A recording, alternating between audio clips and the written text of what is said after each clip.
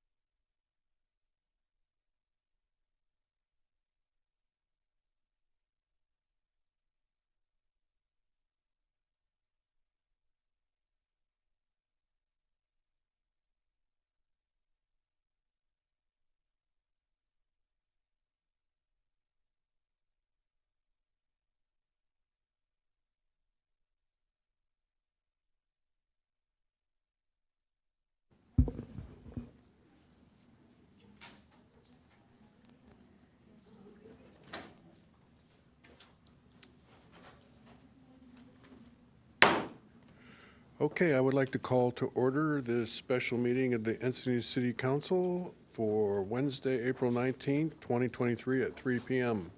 And if the clerk would please call the roll. Yes, Councilmember Blackwell, Here. Councilmember Ehlers, Here. Councilmember Hinsey, Here?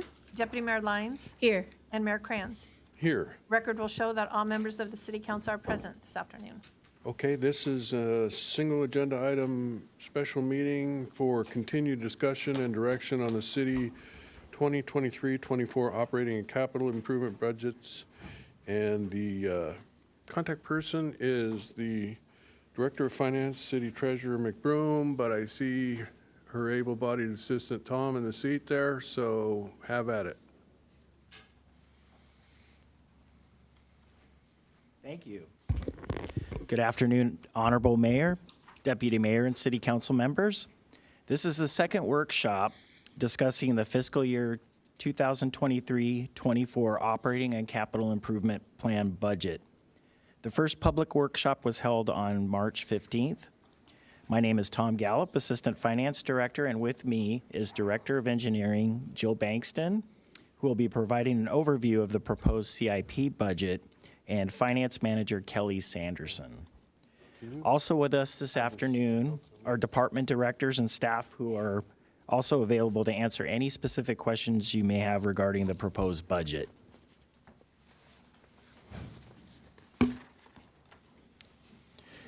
This second budget workshop will revisit Council's new strategic planning framework, provide high-level financial overview and discussion of the CIP, and present general fund operating and CIP requests. Each year, the City Council reviews its priorities for the year at its annual council retreat.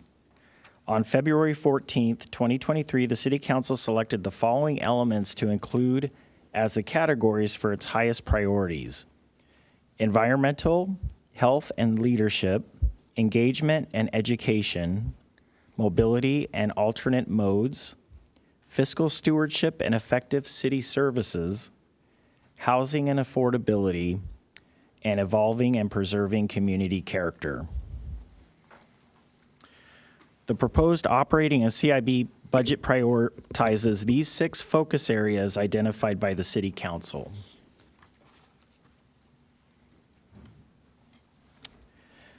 During the strategy session, the council also identified 6 goals for the upcoming fiscal year, and the proposed budget also allocates resources for the following goals: utilize Housing Solutions Manager to explore solutions for homeless and unhoused, provide for safe, legal railroad crossings and establish citywide quiet zones, prioritize design construction of remaining streetscape elements, prioritize safe routes to school and complete street projects for Quail Gardens Drive, Saxony, and Westlake Drive, expand habitat stewardship and explore open space preservation, and choose sites, define projects, explore funding options to achieve 100% affordable housing. When preparing the budget, staff ensures that the proposed budget is balanced.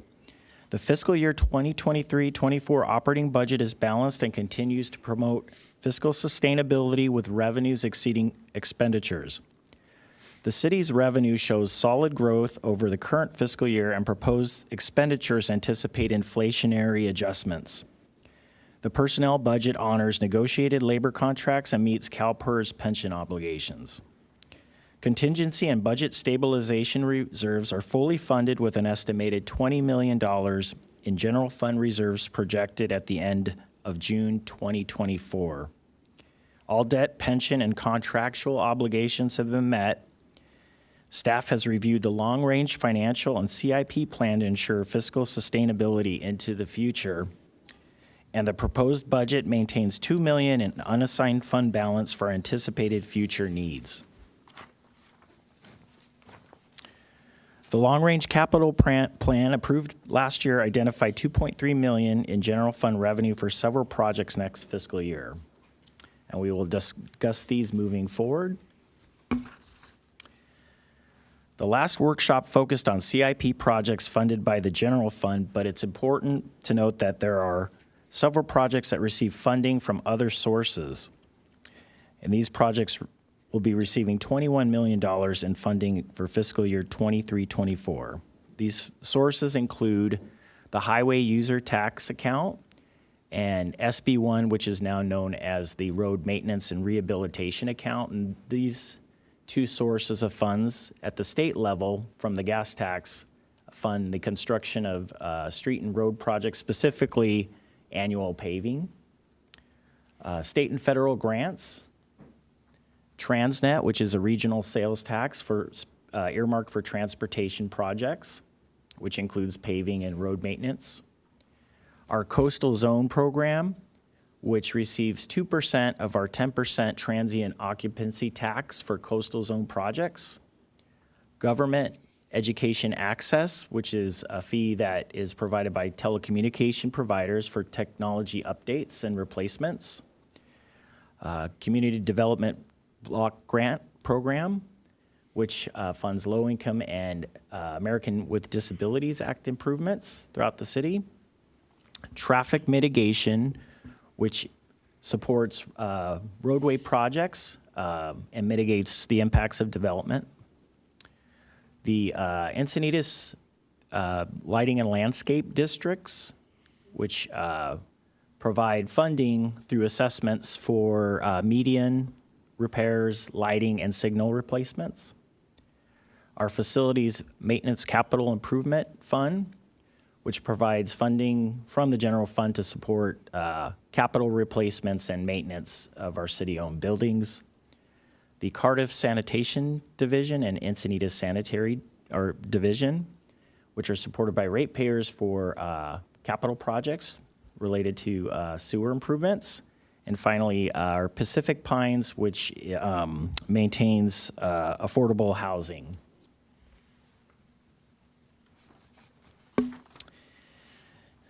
Now, Jill will discuss the status of CIP projects and more specific information related to what is being proposed in the budget.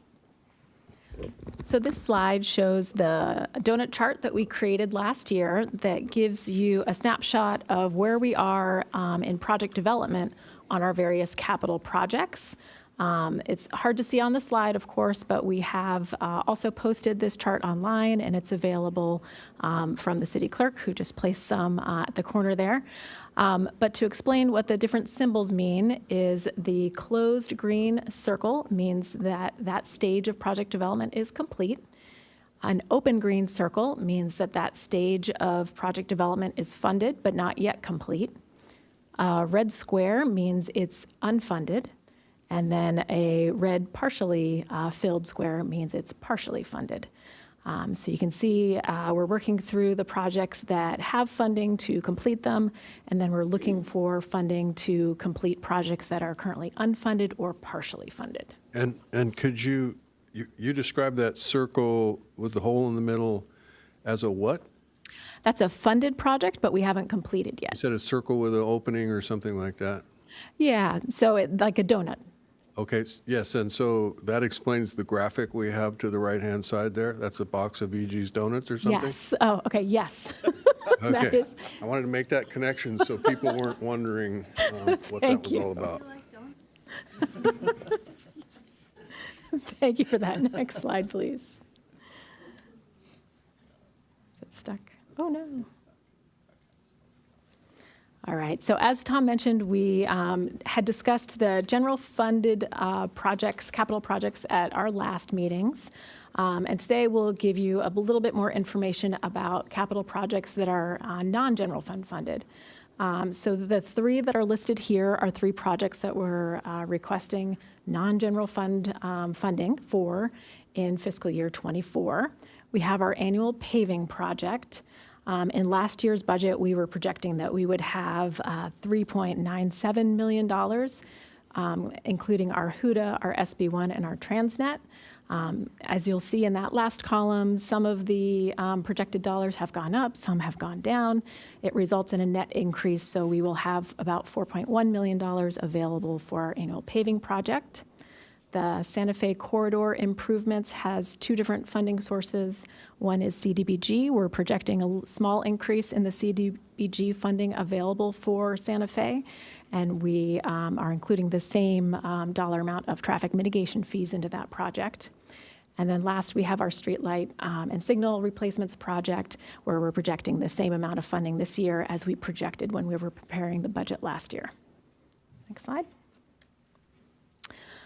So in addition to the projects that we're seeking funding for this year, we have lots of projects that were on that donut chart as a green donut, meaning we have money for it and we're working to complete the next stage.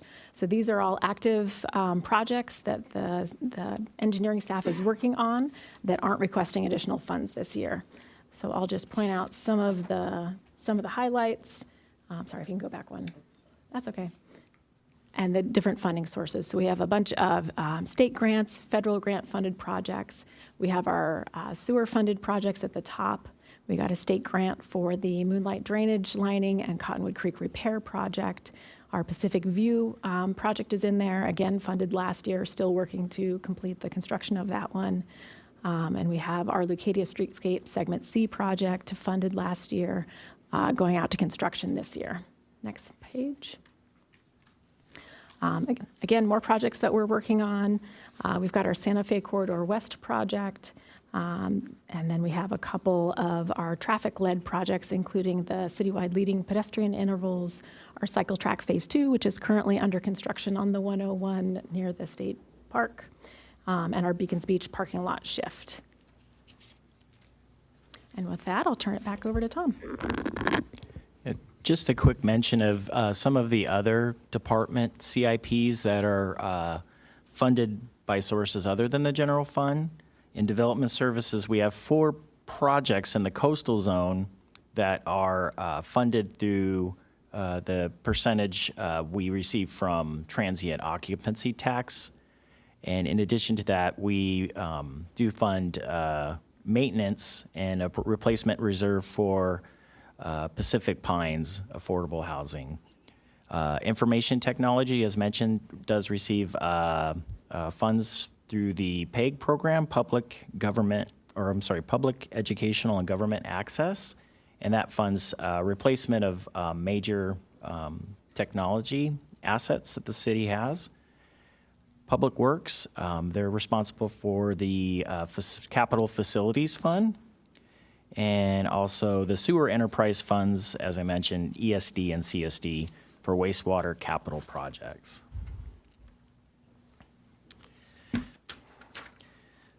With that, staff anticipates slightly over $4 million in available fund balance for operating and CIP requests in the proposed budget. Expenditures on annual projects at funding levels previously approved by council in the CIP total $900,000, leaving an unrestricted balance of $3.21 million for other projects.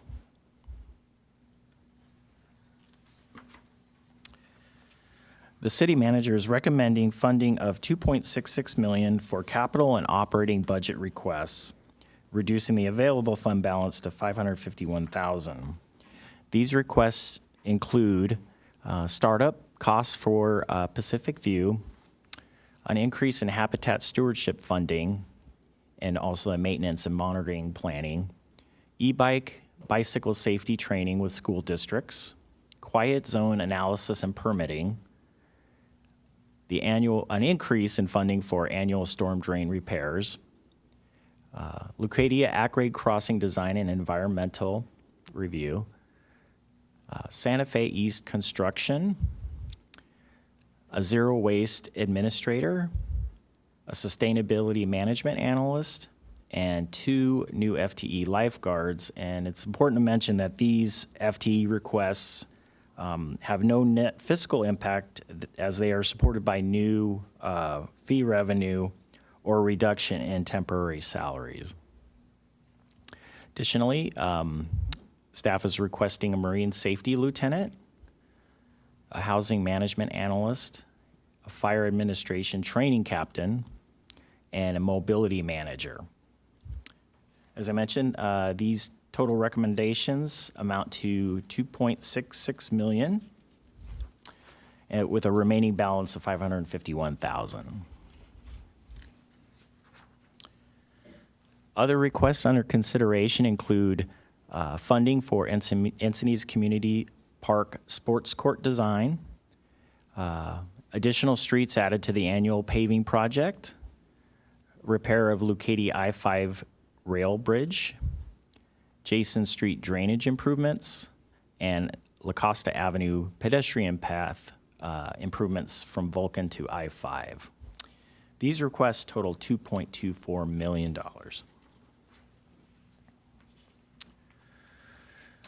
After the completion of the workshop, staff is anticipating introducing the operating capital budget on May 24th and adopting the budget on June 14th.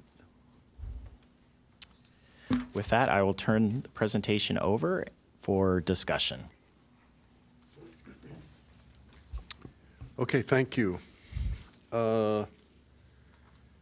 I see no speakers for preliminary questions, so how many public speakers do we have? 6. 6? Okay, why don't we call the public speakers, please? Okay. I'll call you 3 at a time, and a reminder that you do have 3 minutes to address the city council. Diane Lance, Bob Vincent, and then Ellen Burr.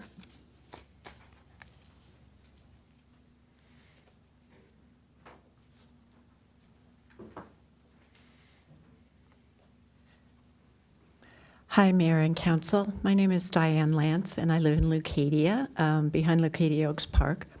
I wanted to ask you to please continue your support and prioritization of funding for the Rail Pros to continue working towards legal at-grade crossings in Northwest Leucadia and to include phases 2 and 3 in your CIP funding for the year. You're aware of the need and the interest in having these legal crossings, and I won't take your time right now to list them again because I know you know them.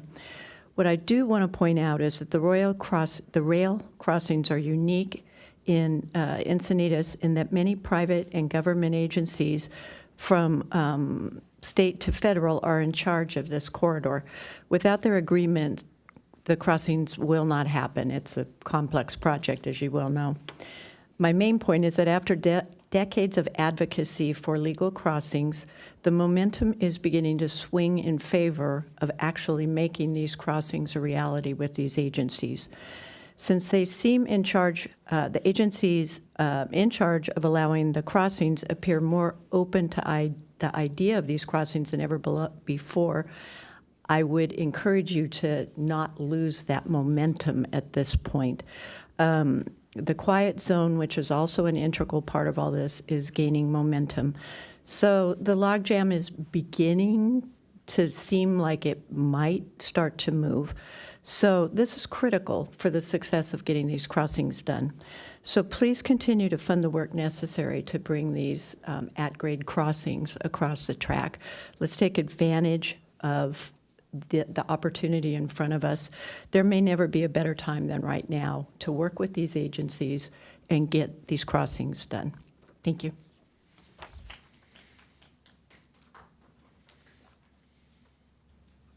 Bob Vincent, followed by Ellen Burr, and then Josh Sebastian. Good afternoon.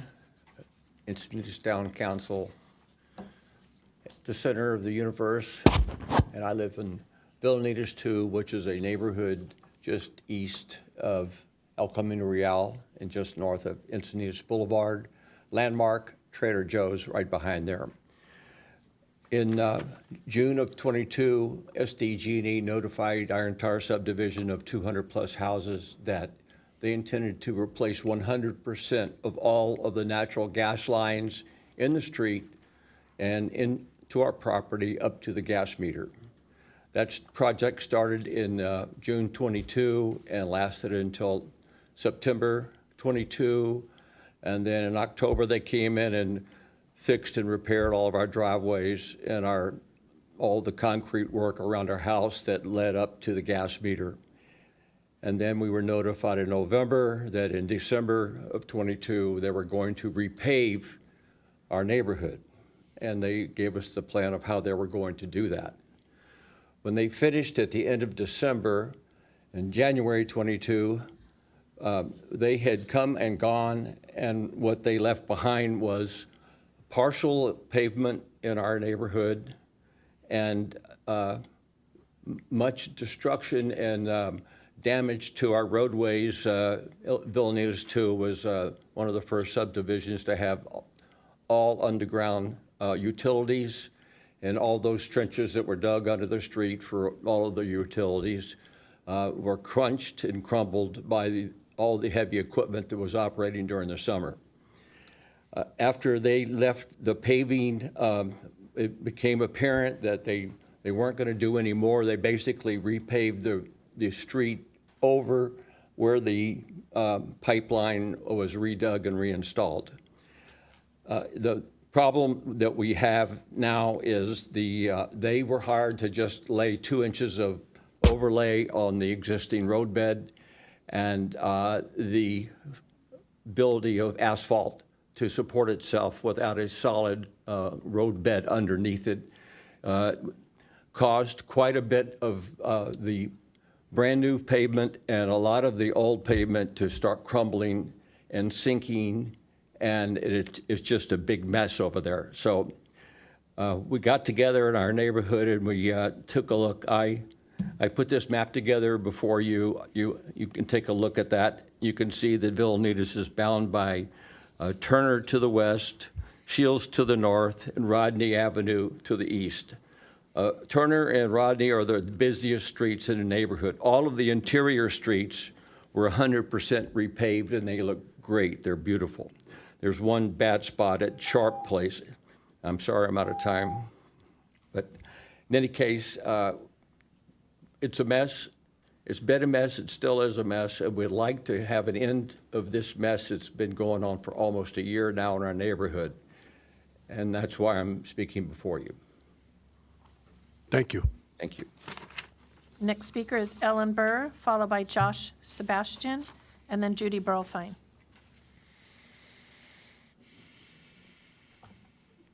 Hi. I just wanted to clarify the last time I was before you, when I was talking about repairing the roads, I meant everything. I meant every via, camino, sidewalk, pathway, because all of those are ways of moving. So not just the roads and the streets, they all need to be fixed. They all need to be maintained and repaired and sometimes replaced and, if possible, improved. That is like the main thing you need to do. That is your main responsibility is for, the asset that we have, and that is the capital. And I don't know these people or exactly where this is, but your choice to spend money should not be based on how many people may or may not be affected by that, but the importance of that underlying asset. And a crumbling road is a horrible thing to waste and have damaged further. And I would say, as horrible as the Lake Drive thing is, and it needs to be done, if you're concerned about people being affected, small, dinner size, pot size holes that are only 1 or 2 inches deep affect way more people and their vehicles than that does. So you can't do two opposite things at the same time. Finally, I would say you need to maintain what we have, and a large part of that is drainage. And every time I see the guys come by supposedly cleaning the plants out, but they don't clean the plants away. We don't have huge ice storms here, freezing weather, extreme heat. Most of our damage is from either heavy equipment or utilities digging into the roads, and then water getting in, and therefore we have damage. And somebody needs to do a better job of dealing with maintaining what we have and repairing it as soon as it can be repaired. And really, drainage here is a big problem. And finally, Leucadia, equity, and frankly, risk management demand that Railroad Crossing, La Costa, and Vulcan be addressed ASAP. Thank you.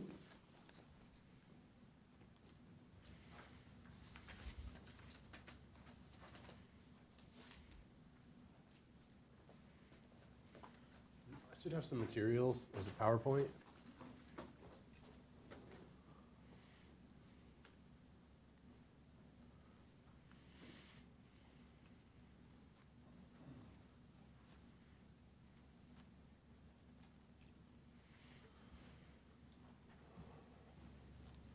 Following Josh Sebastian will be Judy Burlfine and then Rochelle Collier.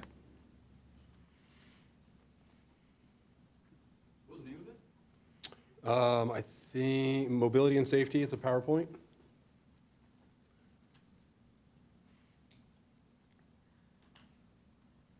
If we skip it, we'll get back to you. That's fine. I also have a thumb drive if the next person wants to speak.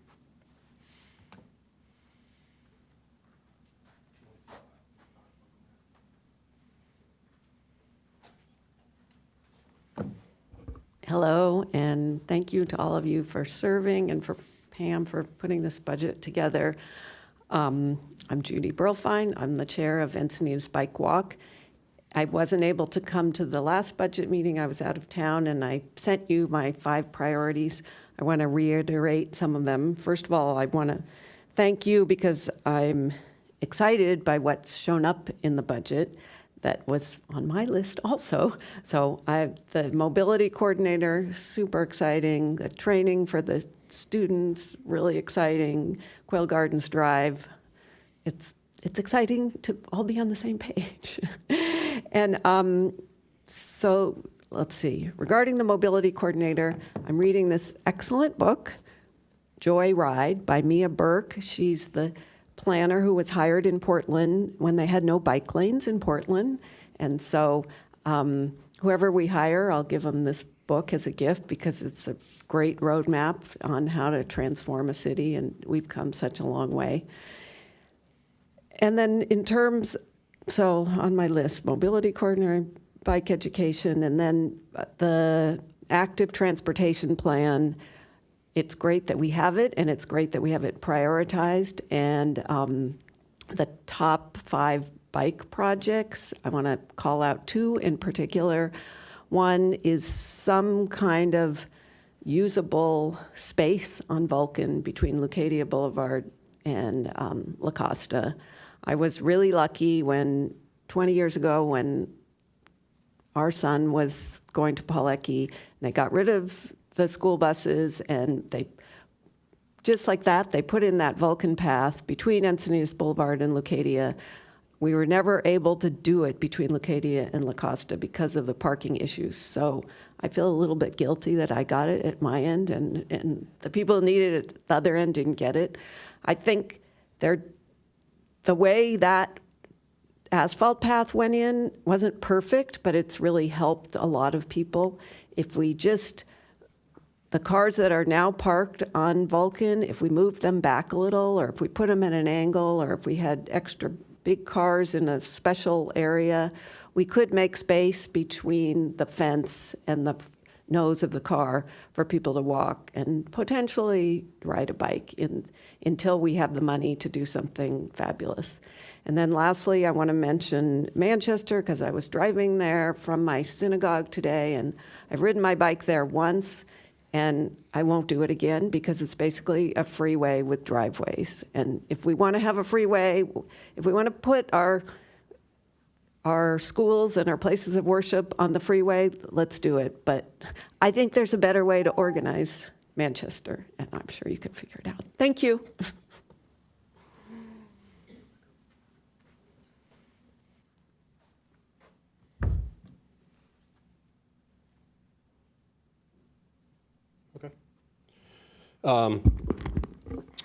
Mayor and council, thanks for your time. My name is Josh Sebastian. I live in Leucadia off Vulcan with my wife and 2 sons. I brought my son Cannon, who often cycles to school. As we consider how to budget for the upcoming year, I'm excited to see mobility and safe school routes. I want to discuss how that's going to affect costs. Vulcan Avenue is a great example. Is my clicker going to work?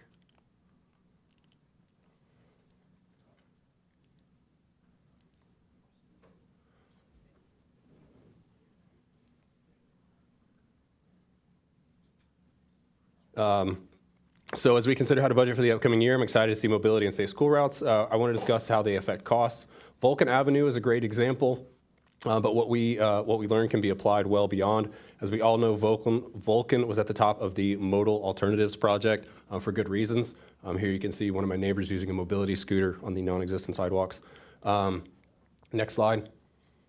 There's the Mobile Alternatives Project. Next slide.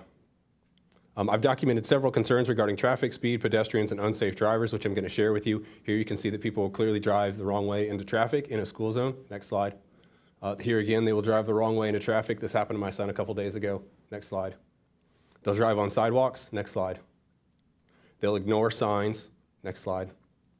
And so, what does this have to do with budgeting? It's up to you to prioritize practical and cost-effective solutions that can have a significant impact, similar to the one that you're looking at here. Next slide. I'm asking you to reject the idea that any improvement on Vulcan, for instance, will be an endorsement of a $20 million project, or that we need to get bogged down in traffic studies. Last week, I sat through a traffic commission meeting regarding Quail Gardens, where they recorded speeds so high that some of those speeds had to be removed because they were concerned that they may be statistical anomalies. So consider that. Folks were driving so fast on Quail Gardens, 70 miles an hour and above, they were removed from that study because they may be statistical anomalies, okay? Then a commissioner confidently got up and declared that traffic did not warrant a stop sign through there because of the traffic studies and the way that we look at level of service and think that it didn't warrant it. Next slide, please.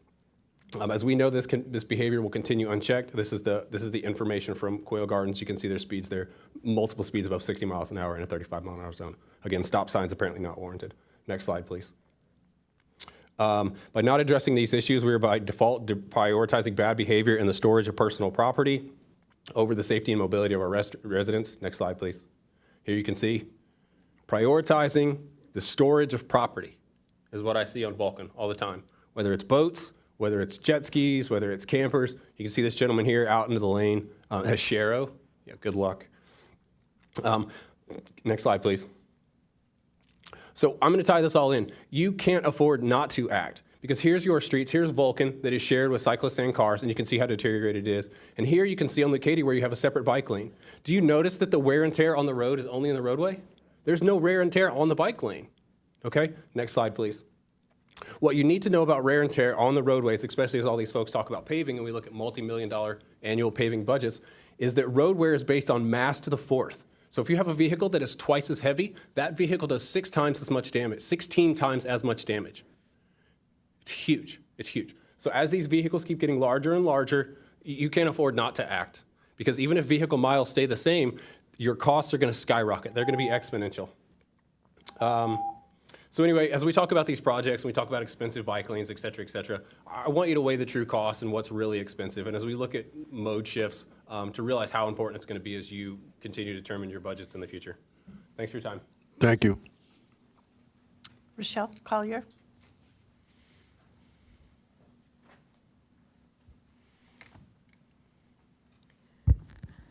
My name is Rochelle Collier. You know why I'm here. But I'm here as the Vice President of the Leucadia Town Council and a member of Now Leucadia now. And I just want you to continue with the prioritizing the at-grade crossings. It's been spoken about before. Look what we found. Tony, do these look familiar to you? These, and Bruce, these are the petitions. You see all this? This is how many years ago that all these people said, we want an at-grade crossing. We just want an at-grade crossing. We don't want an underpass. We don't want fancy. We just want to get across the railroad tracks. So please, I know you're going to do it, but this is my plea.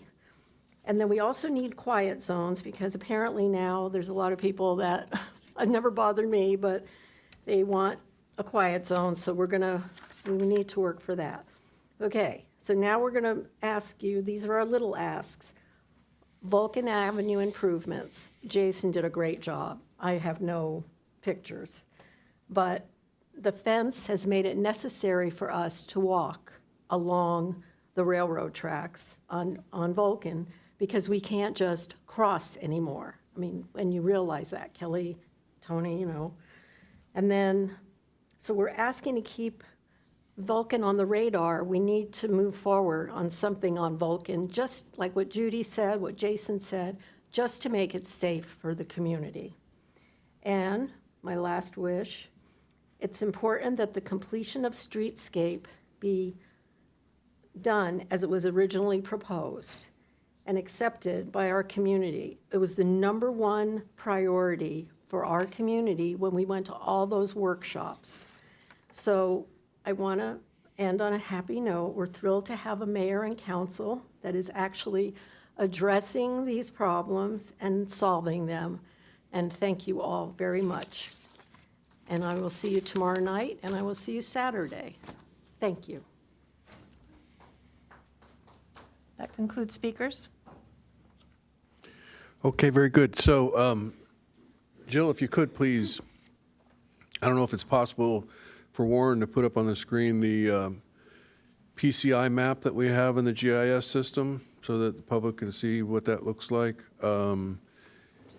I would appreciate, Jill, if you could go through and describe the process that we use to evaluate roads. And I will say that while our goal as a council has been to have a PCI of 80 on all streets as an average, or excuse me, an 80 average for all of our streets. The reality is that the streets around our city are in various states of disrepair until the day after we repave them, and then they're back up to 100. And then they start immediately working their way down from 100. And there are some good reasons to pave streets that are 60 or 50 before you pave streets that are 30 on the pavement condition index. So I think it's important that Jill address that so that the public has an understanding of what it is that how we do our evaluation of what streets are going to be paved.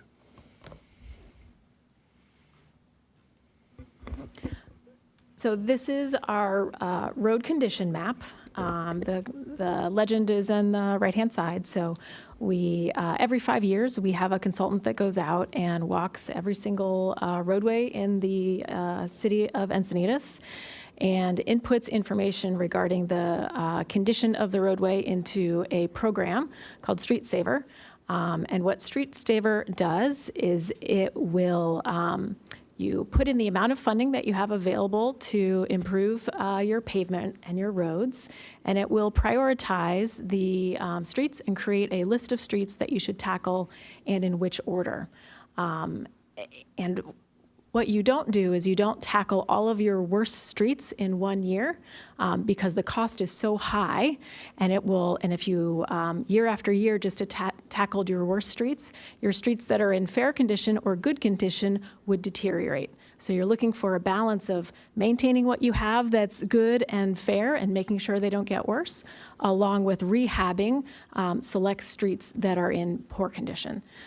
So we have a very smart computer program, and it takes a look at the conditions that our consultant has found out in the field, and it tells us what is the most cost-effective way to create the best overall citywide pavement condition index and have the best overall condition of pavement for the city. So that's how streets are selected each year.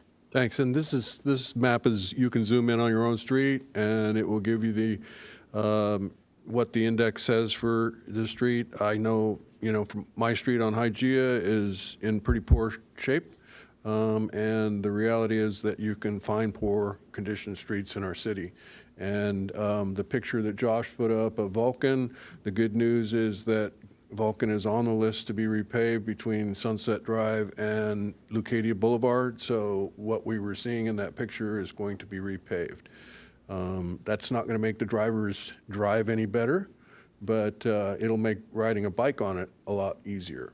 So with that, I will call on Deputy Mayor Lyons. Thank you. I just have a comment and then a couple questions for our chief engineer as well. I like it when we get to this point in our budgeting process, when I look at all of our numbers and I see some good news. And so I just wanted to point to the list of projects that we're showing has been carefully brought forward through input from you and input from our technical experts as well. And I like it when we're at this point where I feel like we're balancing a lot of needs with the limited money we have, and we're going very constructively in a good direction based on your input. We can't do everything, so I think we all accept that we know that. But let's do what we can, and I'm happy to see that we've got a pretty good list, at least in draft form, of projects that are going to move forward. And also that we've looked at what our revenue might be for this coming year, and there's a little more money than we thought originally. So those are both really good pieces of news. So I just wanted to start with that. I did want to drill down a little bit more, Jill, if I could, on Mayor Cran's questions. 5 years is a period of time that I would understand would be industry standard and acceptable practice. When we have a lot of storms like we have had, perhaps we've also had a little bit more cutting of the existing asphalt for installation of utilities, more than, I don't know, it's just my perspective. In my district, I've gotten a lot of calls on that kind of thing.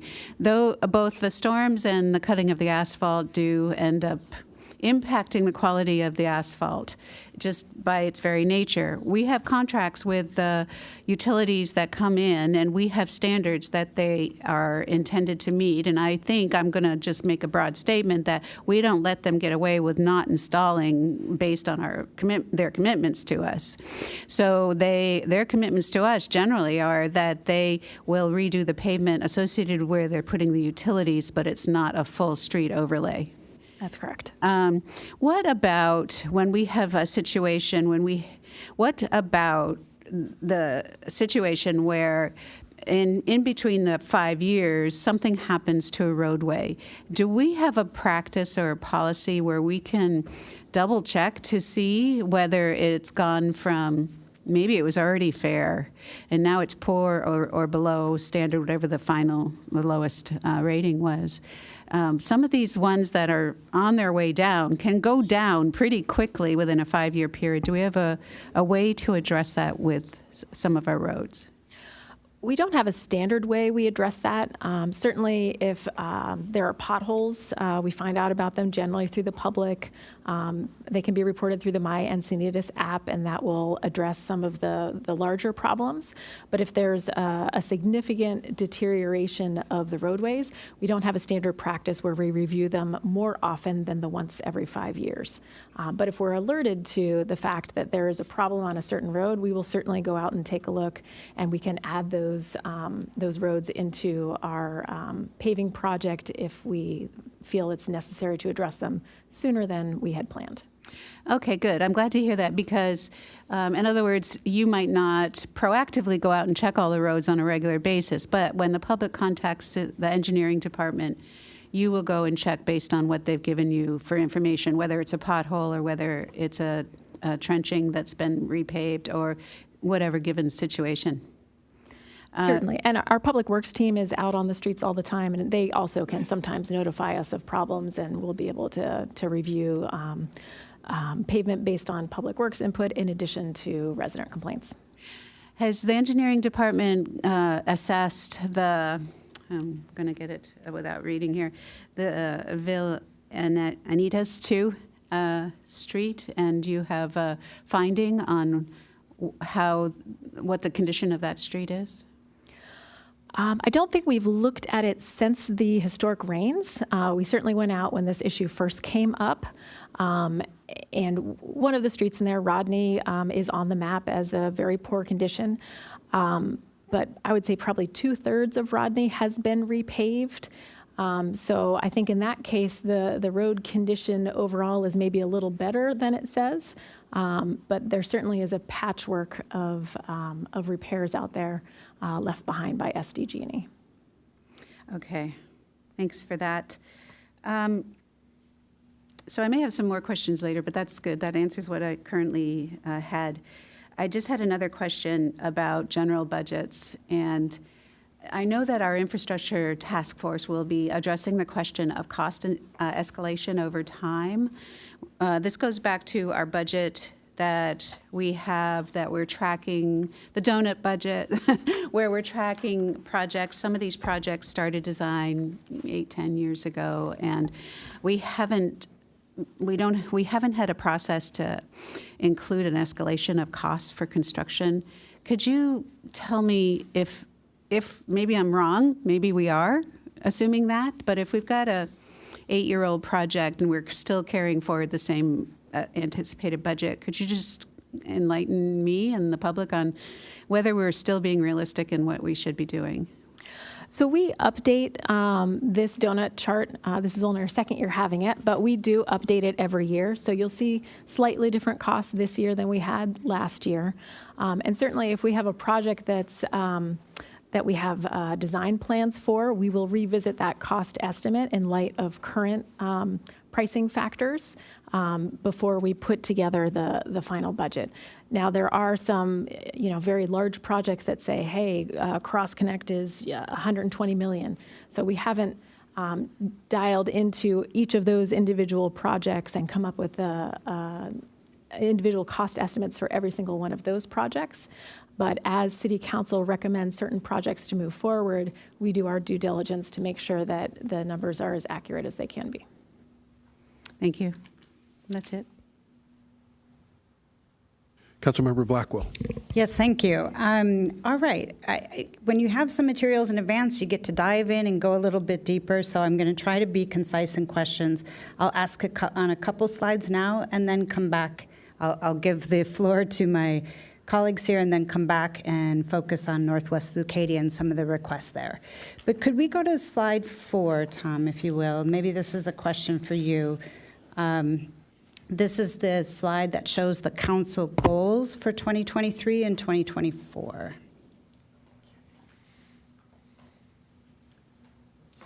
I'm so glad he's driving this rather than me. All right. Oh, yep, there you go. Yep, that's it. When I looked at this, I tried to kind of draw a line of from these goals and say, does it show up or are there active things in motion that address these? And one of the ones that I couldn't really put my arms around was the last one, the 100% affordable housing. So I thought it'd be good just to clarify for myself and maybe for the public where we have funds other than the Pacific Pines, 0.6 million, where there are funds that are allocated towards affordable housing. I think I can answer that. So currently there is 1.2 million in our housing fund. Some of that is committed by prior council action. So I would say there's about 800,000 left for affordable housing. Now that number could change as we go through potential projects, et cetera, or partner with others, but that's the current balance. Good, thank you, appreciate that. Okay, so then flipping over to slide 15. This is the city manager recommendations on the general fund requests. I just had a couple questions here, or maybe a clarification. My first is a question, and the third item is the e-bike bicycle safety training with school districts, and we heard about this a few council meetings ago. There's some money allocated for that, but what I wasn't clear on is how that might relate to, maybe it's the previous slide where there's safe routes to schools and some funding available in the general fund every year for that. Are they two totally separate things? It's two totally separate things. Okay. Could you, for my clarification, just describe what the Safe Routes to School covers that's different than some of these? So Safe Routes to School, that generates small projects. Typically, they can be crosswalks or RRFBs, little sidewalks, curb ramps. And the vast majority of the projects that are paid for out of that fund come from our school district liaison committee meetings, which is representatives from the schools in town, and they give us input on where they're seeing mobility challenges that we can address. Okay, very helpful, thank you. That's, again, maybe just for my benefit. The last question I have is on this slide is on the, at the quiet zone. We got several public comments about designating $750,000 to realize the quiet zone through the rail corridor. My understanding, though, and maybe Jill, you can just confirm for me, that $750,000 is already budgeted for, so it's not an additional amount we need. Is that correct? So we have the $750,000 in this current fiscal year that we're spending on the design. We're requesting an additional $250 for next fiscal year that will be to support the design and the permitting and to get us to be shovel-ready for Quiet Zone. Perfect. I think there might be some confusion as to where that $750 went, but it is in the existing year's budget. Perfect. All right, Jill, thanks. could you say a little bit about our partnership with NCTD and the study that $750 is paying for? Yeah, so the City of Encinitas did a quiet zone feasibility study a few years ago. So we've already evaluated all of our at-grade crossings and come up with some conceptual improvements. Recently, this current fiscal year, NCTD has initiated a corridor-wide for the whole Lausanne corridor quiet zone study. And so what we did is we brought forward, I believe in March, a request to partner with NCDD to use one of their rail corridor experts to prepare the design for our at-grade crossings for Quiet Zone. Great, nothing further at this time. I'll come back. Okay, thanks. Councilmember Ehlers. Yeah, Jill, can you bring back up the PCI map, and we can talk a little bit about New Encinitas and first question on the PCI you can ask before that's up. Answer is when did we do the 5-year cycle? When was the last cycle that we actually surveyed? I believe it was either 2019 or 2020. I can get back to you on that. Okay, well, and then maybe the next question is, when's the next one planned for? That would either be in 24 or 25 is my best guess. Okay. And I think if you could zoom in, I don't know if you can, it's easy to find Rodney. It's the red vertical stripe right next to the center of the city. And then it's kind of interesting because this is 2 or 3 years old, of course, as Mr. Vincent's graphic that he handed out up here showed, Trask, Tucker, Traveled Way should be all green at this point, except for that one intersection that looks like it was probably not laid correctly in the beginning. It probably needs repair.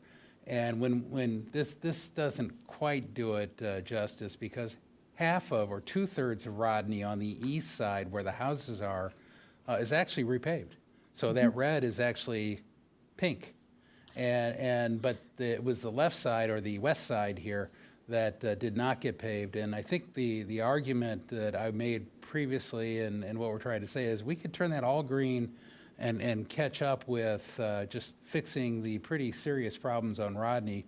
And to go back to when we discussed this the first time, I believe Rodney was a PCI of 28, and not only bad, but the lowest of any street throughout all of Encinitas. 22, I'm sorry. So it's worse than I remembered, okay. But when I looked at all the other reds, 22 was the worst. So this is a chance to, I view it as a small incremental investment to get a huge bump in PCI, which is our goal. Last question, and this is more of and I'm going to switch more into a long-term discussion about whether we have deferred maintenance going on or not. And I want to talk about this, and I want to talk about stormwater drains. On the PCI, is there a piece? How long have we been doing the PCI process? How far back does the data go? I have a chart. If you give me a couple minutes, I can pull up a chart that shows kind of where we are and where we project we're going to be with PCI based on available funding. Would you like me to pull that up? If you can verbalize it and just say, what are the trends in PCI? I know the goal is to be at 80. Many goals are lofty. Are we at 75 and rising, 75 dropping, 60 and rising? I have no concept. Sure. So we're at about 69, I believe, and dropping. Part of the reason for that is that the construction costs keep on going up substantially. And our available funding from HUDA and SB1 has been relatively consistent. So as our costs go up and our funding is the same, that results in a downward trend of our PCI. Yeah, unless we make up for it with other general funds. So for the last 3, 4, 5 years, our funding on pavement resurfacing has been relatively constant in the $4 million range. Would that be okay? So the question is, given costs are going up, are we building up a backlog of deferred maintenance as the PCI dropping is indicating? And should we actually be recommending? And I know we did put an extra $250,000 in the recommendation. So is that sufficient? Is really my question, or do we have to look longer term and potentially even greater? I think one of the speakers made the point about, hey, we got to take care of our capital first and foremost. Everybody wants different projects, different improvements. That's true, but if we don't take care of the pavement and the roads and the other capital we have, we're doing ourselves a disservice. So, what's your recommendation long-term? If you were sitting up here, would you put more money into the annual allotment? And if so, what kind of increase would you be looking for? I'm going to advise the city engineer to think very carefully about how you're going to answer that question. So it depends on what the PCI is that you are looking to attain. Region-wide, our PCI is probably in the upper half of cities, even at 69. If you're shooting for an 80, that would be a much bigger influx of funding would be needed at the detriment of other capital projects to get the paving to a much higher PCI. What if I'm just looking to not have the PCI drop, and I want to maintain it at 69 where it is now? Certainly, we would need more funding. I don't know off the top of my head what that number would be, but we can throw that number into our paving software, and it'll tell us how much more money we would need. But what we have in front of us is basically a $250,000 increase over relatively flat funding, correct? Correct. Okay. So now let's turn our attention to stormwater pipes and whatnot. And you know, we're seeing quite a few. I mean, it's a bad rain year, but we will have those in the future too. Do we have enough funding in place for stormwater drain maintenance and preventive maintenance on the pipes? And what's the typical age of our pipes? And do we track? I think we track them in our GIS system, and we know the age. And do we have some estimate of where they are in their lifespan? So it varies significantly. Certainly, there are areas of the city that are newer, that have newer infrastructure. We have other pipes that are 60, 80 years old and coming to the end of their useful life. We have a lot of corrugated metal pipe, which, as many of you know, that rusts away and corrodes and leads to sinkholes. 3 of the sinkholes that we had this year were attributable to corrugated metal pipe failures. So we do have a prioritized list of corrugated metal pipes, and we look to tackle those either by replacing or lining them.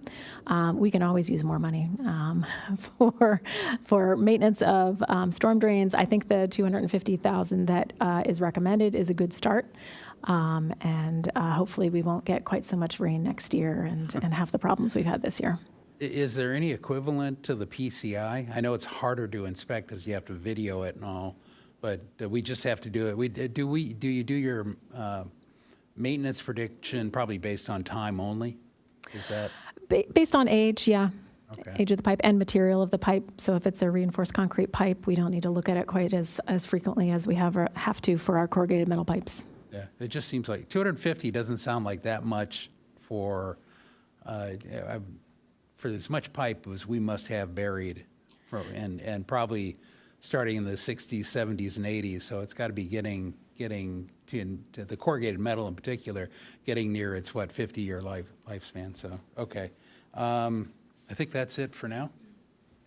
And a follow-up, I think the other issue is that there are a significant number of linear feet of pipe that are the responsibility of private homeowners. So it's a pretty important subject, and it would be my hope, and maybe the city manager could clarify, is the infrastructure committee looking at our backlog or the maintenance needs for our stormwater system and capital needs?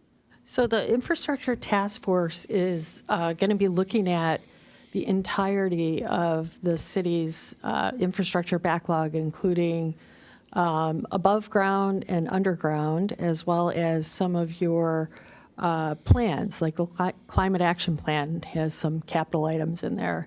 All city buildings, all of our infrastructure. So they'll do with assistance from a consultant, will help us to identify the full backlog of the city. Okay, thank you. Councilmember Hensy.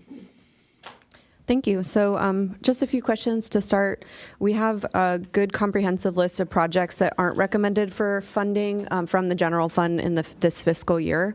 And there they found the way onto that list for a variety of reasons. Some, it's not the right time to invest, some because we're still spending money from prior years.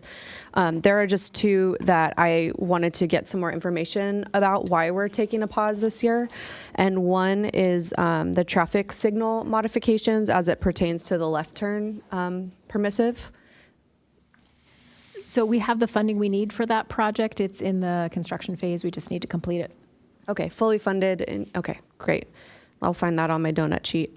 That's good to hear. And then, so you would just include something like that to let the public know that it's fully funded moving forward and not to worry. Okay, and then I'm curious to know about the sidewalk continuation to Solana Beach. Why that one's on a pause? Also fully funded, so we're working through the coastal permitting process. Design is nearly complete. Once we get our permits in hand, we'll be able to go out to construction. Okay, great. I wanted to bring those two up because they're really important to a lot of the folks I hear from frequently.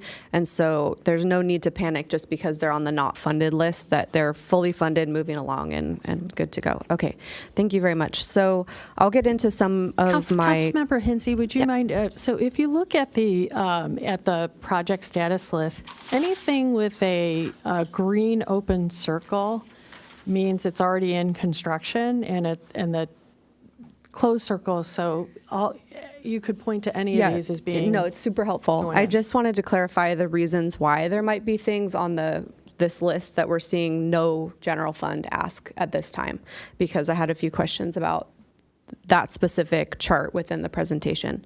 So I know those are really important projects. So going to some other comments I'd like to make, I am, let's see, really supportive. Okay, so yeah, Pacific View is another one that I just wanted to highlight, in that there's no fiscal year request because it's under construction, but the operations versus the engineering, and that we are including funding in this cycle for the operations, which include furnitures and fixtures. So that is being included. And then, so some general comments. I really like the city manager's recommendations that we have before us. I think this is a really good refinement of where we came from last time, and a lot of the priorities that we had articulated are included. I'm really happy to see the at-grade crossings moving forward, Santa Fe East, the $250,000 for the quiet zone analysis to move that forward. The e-bike safety item that Councilmember Krantz and I have been working on with the school district liaison committee, the full-time hiring of a mobility manager to help actually bring to fruition a lot of these ideas that we have as far as programming goes and education. I mentioned furniture and fixtures, and I'm also happy to see some habitat stewardship funding move forward, because we've already invested a lot of money in keeping our areas restored and invested in. And so I think taking the next step to make sure that we have a big picture view about how to move forward is a really sound investment on our part. So then the things that are not funded, when we have this leftover $551,000 that we're looking at, the other requests that were not included in the city manager's recommendation that I think we'll be discussing in the next 55 minutes of this meeting. I will say that I do support Vulcan as an item that could be on this list, and I think that that's something I hear from, that honestly not a day goes by that I don't hear about Vulcan, and for a very good reason. And so I think that there's been a lot of different ways that we've talked about addressing it, and one that I would like to suggest is that we spend the next year chipping away at putting funding forward that would be adequate. And I know that those investments we made several years back to grade and put some wheel stops in, it ended up being over $1 million. So even something that seems really simple, like redirecting the cars and adding an AC path and maintaining what's there, sounds inexpensive, but it's not once you're actually out there. And so I would like to see at least perhaps $250,000 from what we're discussing today be put forward to chip away at that. And then perhaps at the mid-year budget cycle, when we see where some of these other things land, that we would consider doing that again. I really appreciate Mr. Vincent taking the time to come to this meeting today and discussing what's going on at Rodney. And I think that the need is really clear, and you've illustrated that point for us well. I think what I have a little trouble doing is to recommend that we go forward with that decision and fund it at this time, just because of the process that's so extensive that we go through to make sure that things are equitable, that they're following a process. And I do worry that we will start hearing from people in other parts of the city saying, well, you dedicated general funds towards that street, can't you do my street? And I've been asking you for 5 years to do my street, and you've been saying be patient and this and that. So I do have some concerns about that. But overall, I'm really happy with this budget. I see our values in alignment here. I see massive investments in North Leucadia, which to me reflects a change in the direction because we have accomplished so much in District 2, specifically with the first phase of streetscape and the rail undercrossing and a lot of millions of dollars of investment. And I see the benefits to our community there. And so I'm happy to know that this council is rowing in the same direction as far as getting North Leucadia the improvements that you deserve and you ask for. So those are my comments. Thank you. Thank you.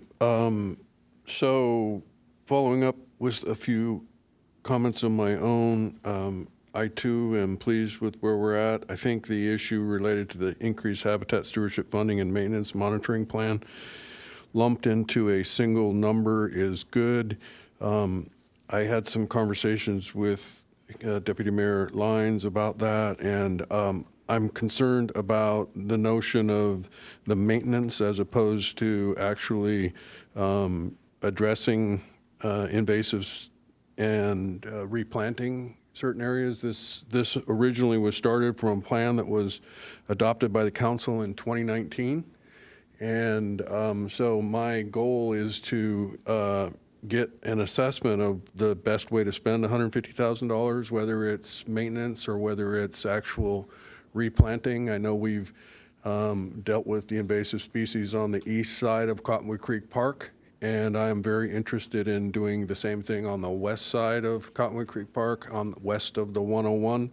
We have a dedicated team of volunteers that have been working for the last 20 years to deal with invasive species, and I would like to coordinate with them to find out what more should be done on that west side. It's a part of Moonlight Beach Park that I think could get more use if it were a little more inviting, had ADA stuff, paths that could be used. I don't know, that is probably beyond the scope of this particular habitat stewardship, but I think there's a lot of things that we could do to make that park more inviting. So this $150,000 towards that plan that was adopted and getting input from the experts that executed the first contract. I think it was Quail Botanic Gardens, or excuse me, it's not Quail Botanic Gardens, it's San Diego Botanical Garden now. Get their input, that would be good. Obviously, I'm a big supporter of the at-grade crossings. Rochelle, you're looking a little bit like a hoarder. Is that a bad habit that we've got? You've got those? Oh, Kathleen had them. Oh, okay.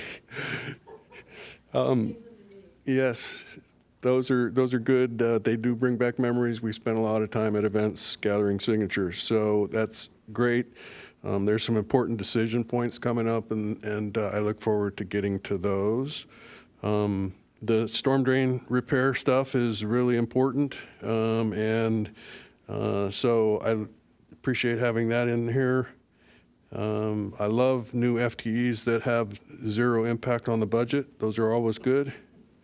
And the bike and mobility manager, the bike safety stuff is just critical. And I appreciate the work of Christine Schindler and Judy Burlfine to continue to advance that. Josh and Aaron, there's a big group of people that are super focused on it, and we need to keep that focus up. I think there was mention of momentum, and I think that the bike safety thing is an area we've got a lot of momentum as well.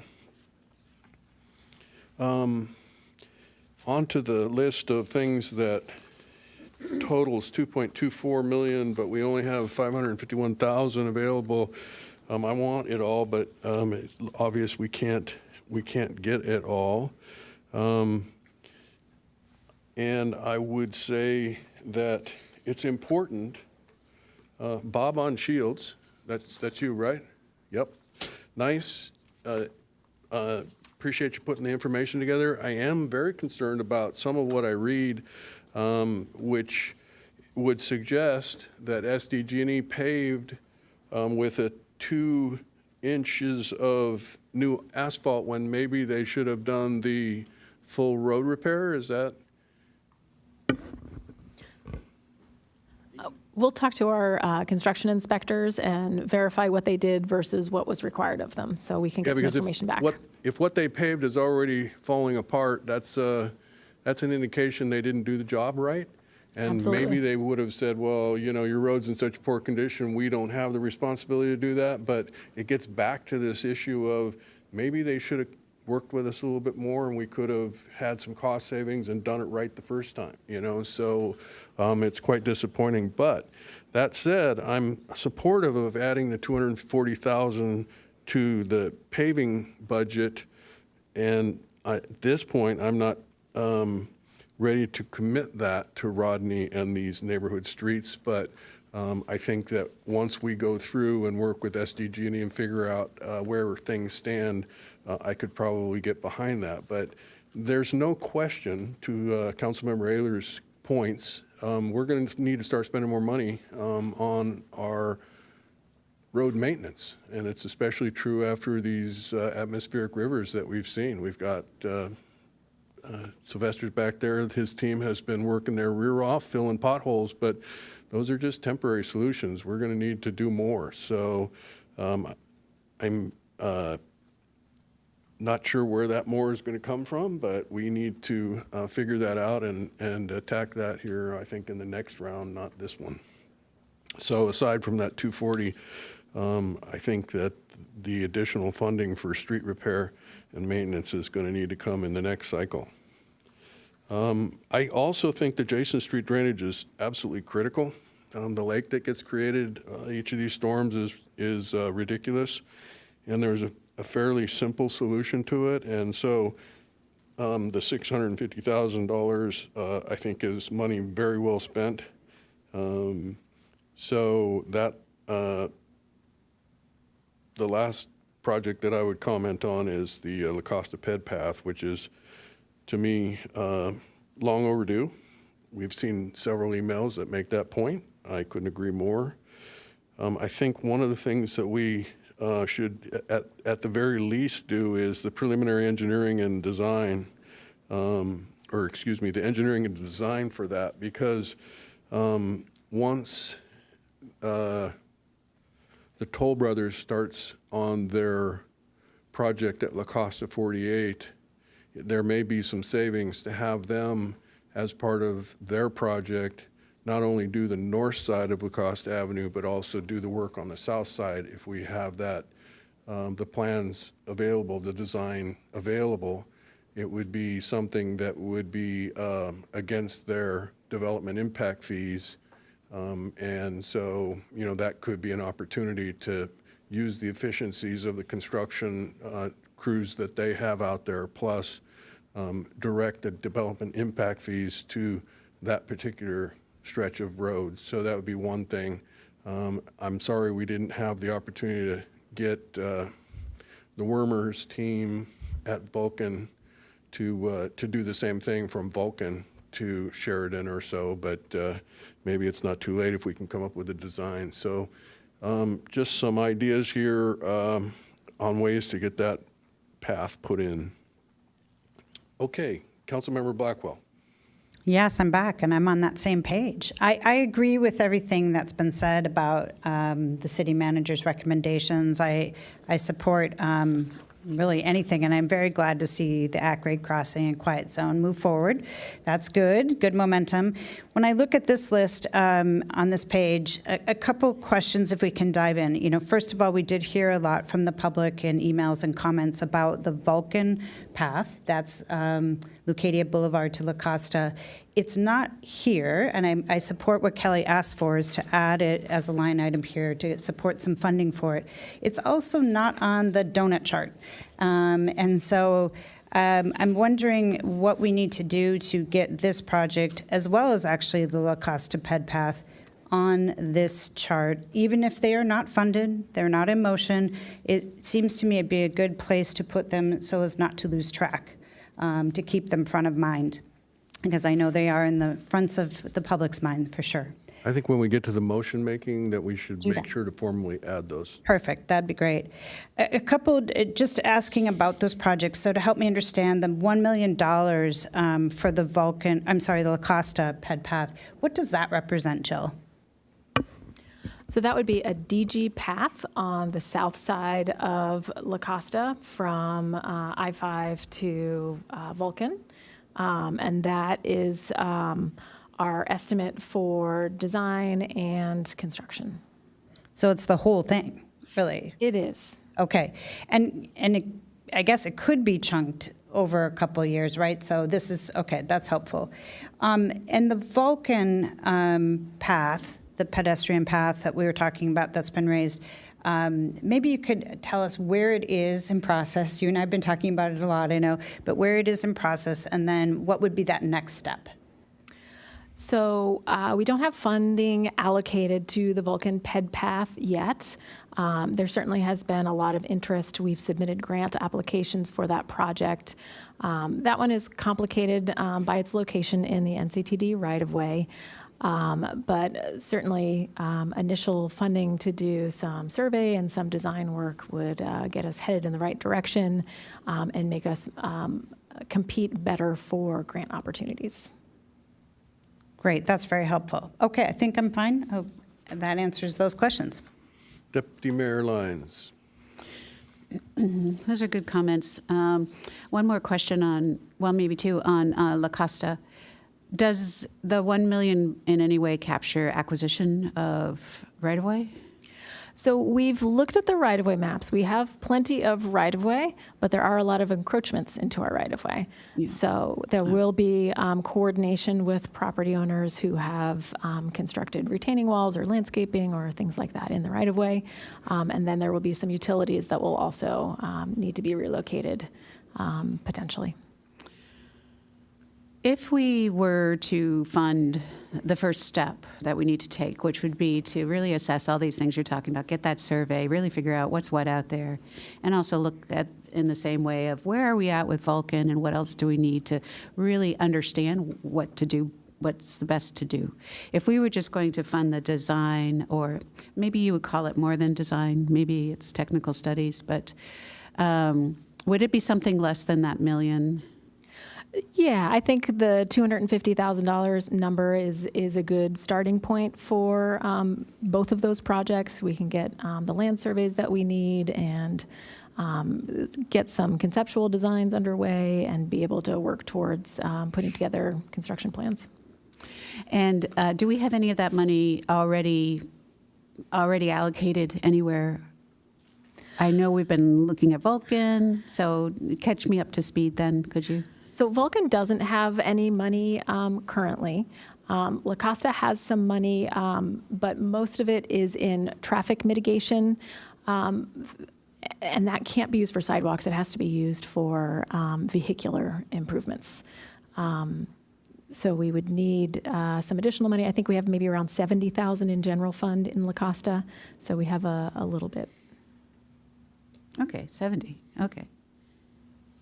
I know, it's like one of those where it seems like there's money there, and I'm trying to figure out how can we get to it. But what you're saying about that traffic mitigation is that it's restricted to just certain things, which might be needed in a DG pathway. I'm not sure, but there may be something. Maybe it's, I don't know what it is. Anyway, I don't want to go there. I'm not the expert. But generally, that traffic mitigation money that we have, we can't use for the DG pathway. Correct. Deputy Mayor Lyons, trust me, we have tried to Have you use shaken it money- upside down We have and shaken it and emptied the pockets? baked it and all kinds of things. So we've looked 9 ways till Sunday to try to find a way to scrape money off of those dedicated funds. I have a couple comments to make. So I do want to just loop back around with the habitat, open space habitat stewardship plan, and add to what Mayor Kranz has said, that it is a plan and a program that we've agreed to move forward, and we have started out with some funding, and we've restored 3 separate habitats that are in our priority list. What we really want to focus on next is continuing to restore the other habitats in our priority list, but also to loop back around and make sure we're managing the ones that we already restored every year, every season, so that they are kept in good shape, so that they don't degrade and go back to filled with invasives and a concern over time. So this is a program that's challenging. I just want to kind of make an overarching point, and that is we really, some of our open spaces in parks, some of it's in public works, some of it's coastal. We have these kind of in different kinds of oversight. And because open space is different, we've got different kinds throughout the whole city. Some of it's private. It gets a little tricky when we try to establish how are we going to steward and manage our open space over time. We've also talked about acquisition of open space and how important that is to the community. So it's a big topic that we hope to move forward. One thing that I have begun to think about, and other cities do, is they have environmental resource management division or department that handles things like open space, whereas we have it separated into different departments. Not to say one is better than the other, but it's just something to think about as far as how we really focus on improving and helping understand what to do to manage our open space over time.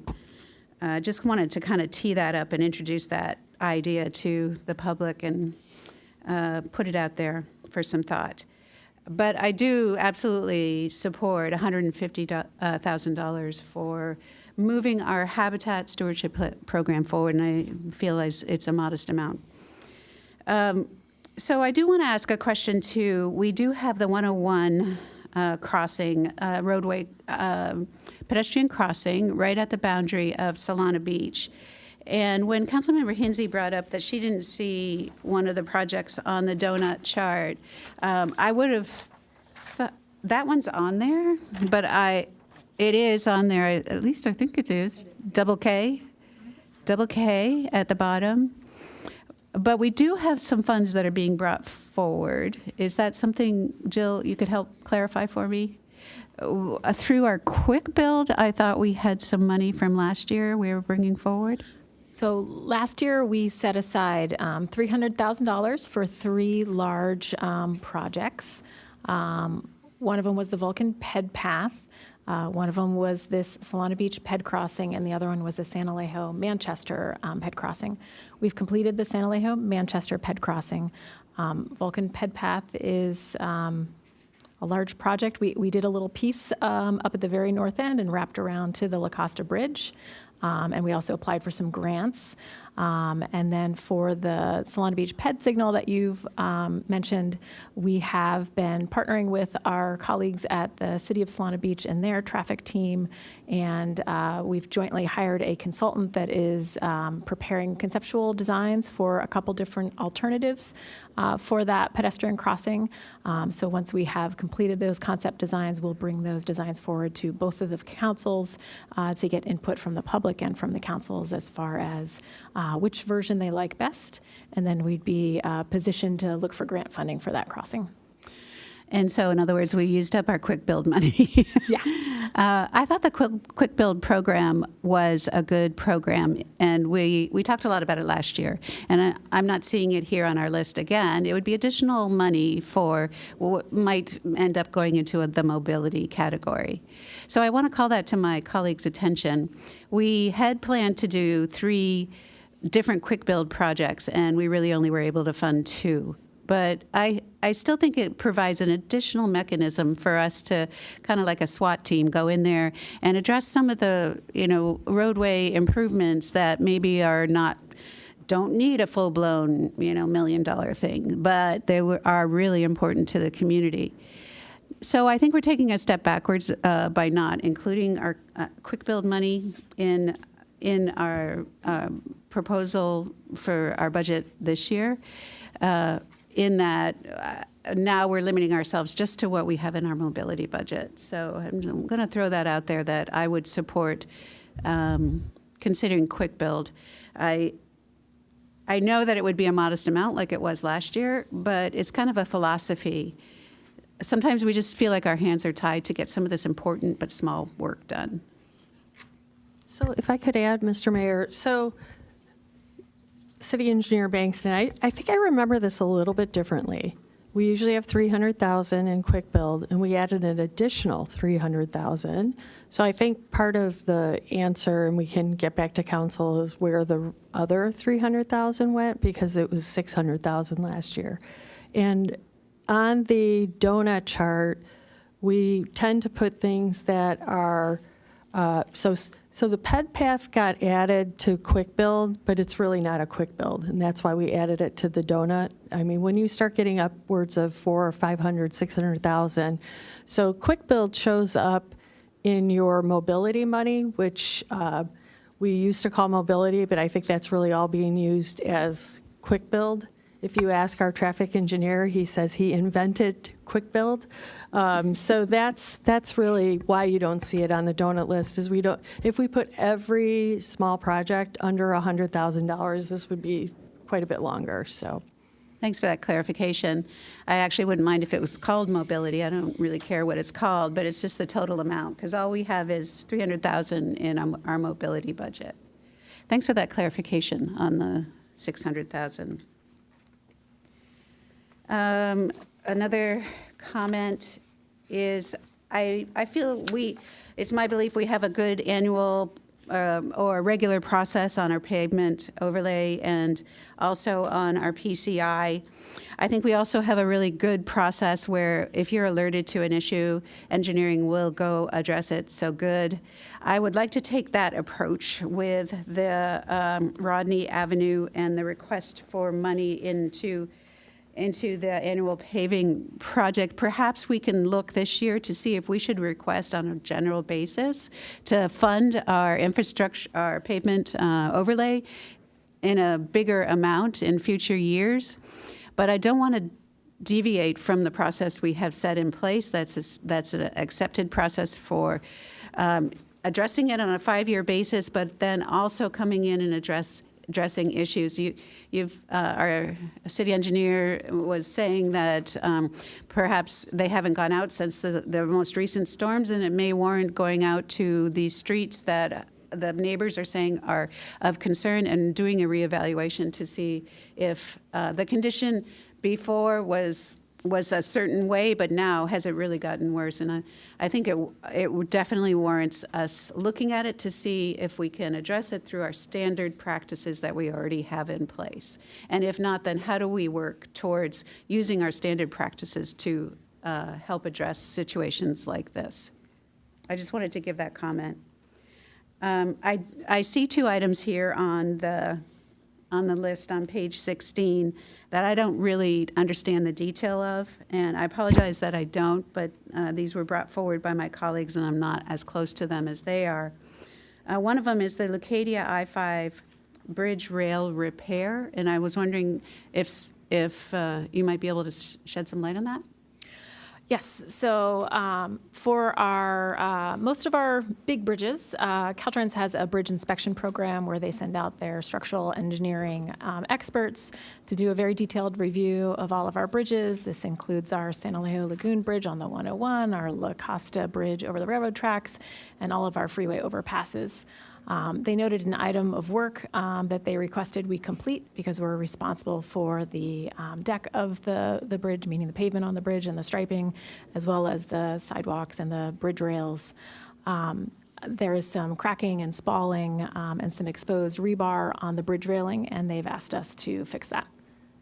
I just would have thought that Caltrans was responsible for those things, but no. Yeah, we tried. When we accepted the bridge, there's a maintenance agreement back from, I don't know if it was the 60s, something like that, and it is our responsibility. And the Jason Street drainage. Yeah, there's a large pond that develops when we have moderate rainstorms at Jason Street, and it stays for quite some time. So the idea of the Jason Street drainage project is to create a conveyance underneath the railroad tracks to tie it into our 101 drainage system, our existing drainage system, likely with a sluice gate, so that we can release that water into our existing system once there's no longer flooding problems on the 101. Okay, thank you. And I would add that we do something similar at, in the vicinity of Union Street. It's at RCP Block and Brick that there is a connecting pipe from the east side of the railroad corridor to the west. And in this particular case, not only would it drain the lake at Jason, it would also empty the drainage culvert that is there as well. And it's an important to keep the standing water from attracting mosquitoes and other things. So it is a project that has been on the books for quite some time, and it would make a big difference for the east side of the railroad corridor and the flooding situation there. A couple of additional comments. With regard to Rodney, I think that, you know, in that neighborhood in Encinitas too, this is a very unique situation. I've not seen it in the 10 years that I've been here. So I think that their request is reasonable and one that I'd like to figure out how to resolve. I don't expect anybody else to make the argument that because SDG&E came in and replaced every natural gas pipe in the neighborhood and then left behind what they left behind, you know, it to me is something that we need to address. We need to address it with SDG&E, and we need to figure out how best to solve it. I don't think we have enough information to commit to the specific repairs or the level of repairs that have been identified, but I do feel comfortable committing the amount to additional paving per the conversation that we've had with regard to the need for increased maintenance of our roads in order to keep the PCI from going down or at least slow down the drop in the PCI. I think if you were to go out and start doing an analysis of the streets, our overall average PCI would go down significantly given the weather situation that we've just experienced. So, and then with regard to Solana Beach, the crosswalk there, I'd love to have that crosswalk. I'd love to have a lot more stuff on La Costa Avenue and Vulcan before I was building a crosswalk at Solana Beach there. So I think that what we should be doing there in Solana Beach, it's a political hot potato because of some opposition to some of the solutions that have been proposed. So maybe we need to give it a little time. I'm not sure why we're designing that. If that crosswalk were planned 100 feet to the south, it wouldn't be ours to put in. And so, you know, some of this is, while I really want to do things to make bicyclists and pedestrians safer, the question is, should we be addressing problems that are not all ours? They have built Harbaugh Park, which invited people down a trail that leads to the lagoon, or you cross the street where there isn't a crosswalk. And I think that an important conversation needs to be had with Solana Beach on how best to solve that. So I would like to be sure that before we get too far down the road of proposing a crosswalk or solution there that we're going to be paying for, that we have some certainty about what commitment Solana Beach has to participating in that. Councilmember Ehlers. So I think this is overall one of the tighter budgets we've had in a few years. I think we've been spending quite a bit of money, and if we look at the unassigned, if you will, money remaining, it's tighter than usual.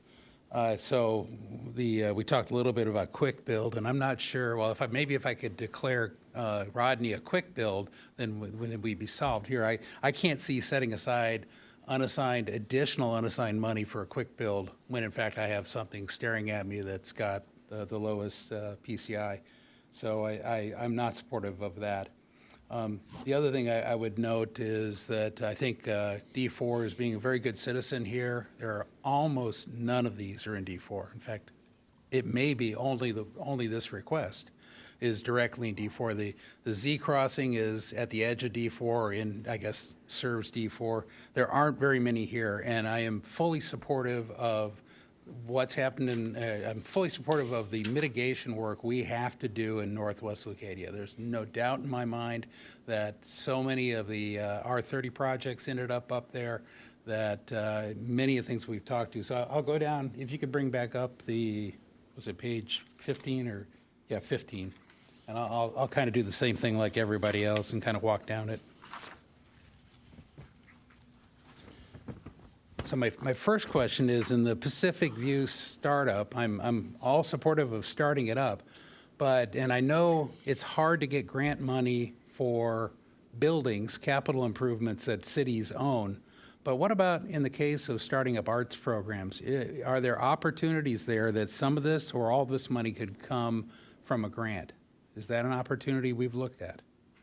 I've asked the Director of Recreation, Parks, and Cultural Services to come up and talk to you a little bit about that. I think I understand the question, but could you ask it one more time? Yeah, I think in my discussions with staff and with the city manager, it's difficult to get a grant when a city owns a capital building, the structure. Not very many people want to put money into that when it's our asset. But the startup, it really goes to a service. Quite a few of these are FTE. That seems like an opportunity for an art grant or other sources of money, that if we could find that other source of money, because this is being funded out of general fund. General fund is our most versatile funding source we have. So the question is, are there any opportunities for grants for some or all of the Pacific View startup funding? Generally speaking, for the FF&E, it's hard to do that as a municipality. We do have a couple of groups in town that we're working with that have specific wants for that facility, and so we're going to be meeting with them and discussing that and seeing if there are some grant opportunities out there for that. As far as programming goes, I think that was part of the question as well, is when we're working with special populations, like one that comes to mind is vet arts. If we are able to partner with a vet arts organization, or organizations that work with children with disabilities or disadvantaged youth, we definitely have some opportunities out there to look for grants, and we'll be seeking those out. So is that money for those kind of programs programmed into this for $485,000? So that the number that you see before you is just FF&E, getting tables, chairs, and the infrastructure there to offer programming. Okay, so you believe that there's probably not grant funding there? Not in the number that you see before you. Okay. And I think what I'm also hearing is that there's probably additional funding needed to really get the entire program off the ground. That is correct. And some of that funding will come from the fees that we charge for the different programs that we have there. Okay. Is there anything unaccounted for in the next year budget that we will need to fund programs and get Pacific View going in the next fiscal year? Not beyond what you're seeing in that number. Okay, that's what I want to hear.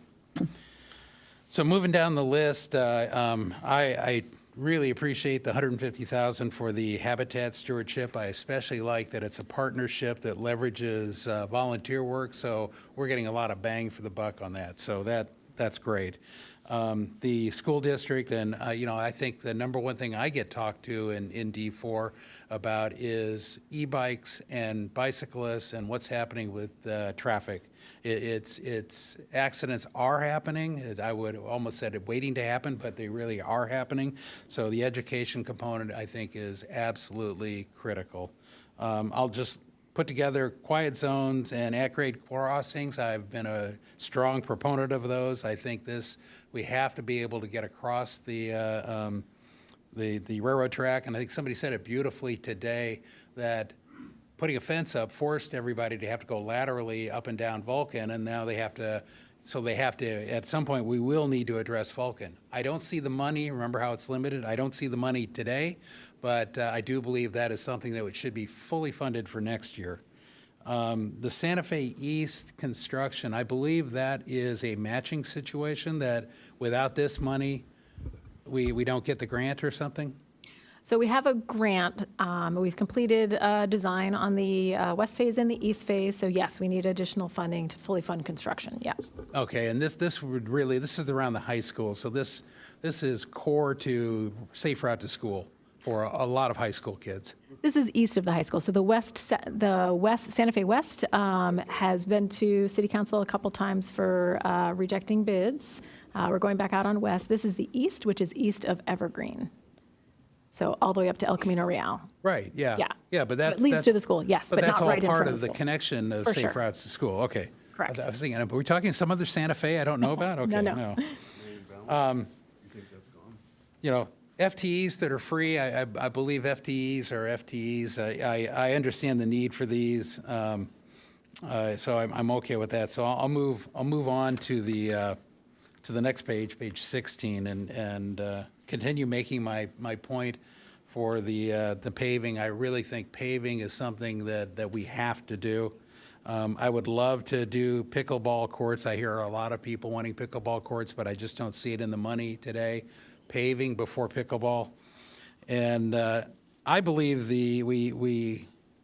where it's a bridge repair, it falls in the same category. And I don't know how we don't do the bridge repair.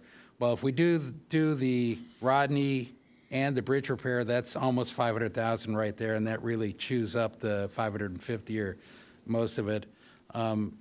Let's talk flooding for a moment.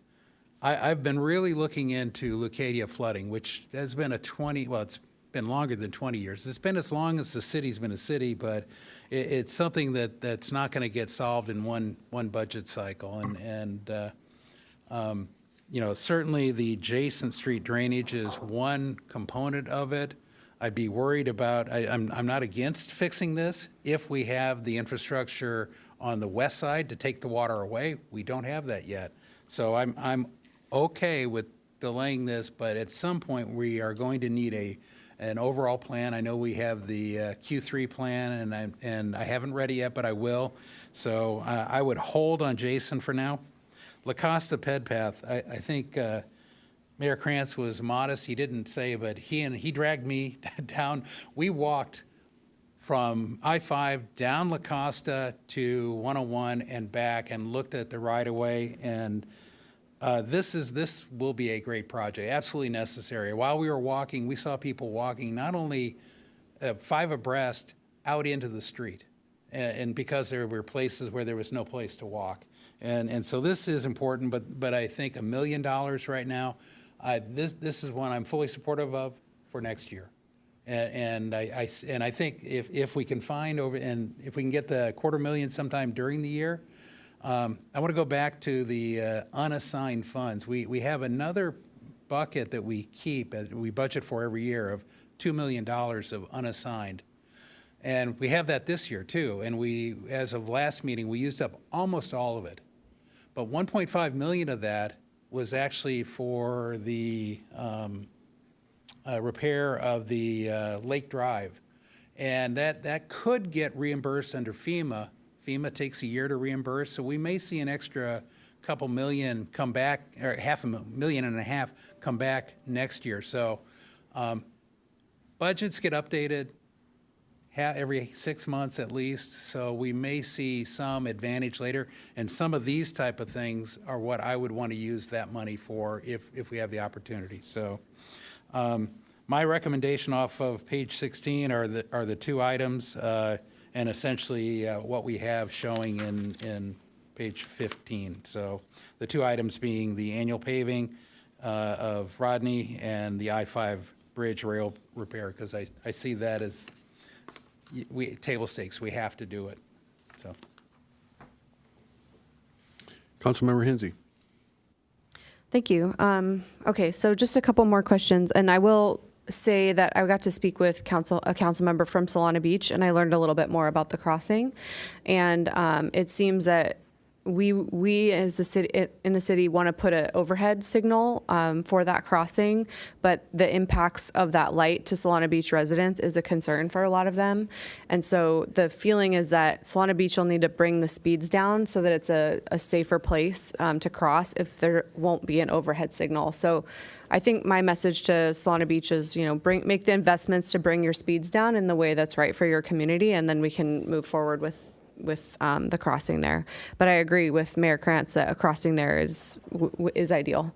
Okay, so on to a couple questions. So the $75,000 for the bike safety, there's some of these items like yard signs, the VMS board, and safety equipment. If we move forward with this budget tonight, is there some flexibility in those asks? Like when we hire the full-time person to be the mobility coordinator, if they do some outreach and find that the community wants different things, is that acceptable? Okay, so it's flexible on that. And then I just had a question for Jill. So I really appreciate the fact that we applied for a grant for Vulcan, and I was, disappointed like everyone else that we didn't get it. And I think that the challenge with Vulcan is there's always like this big dream of that, someday the rail trail will be there and it will be this beautiful situation like we have in Cardiff. And that's going to be tens of millions of dollars.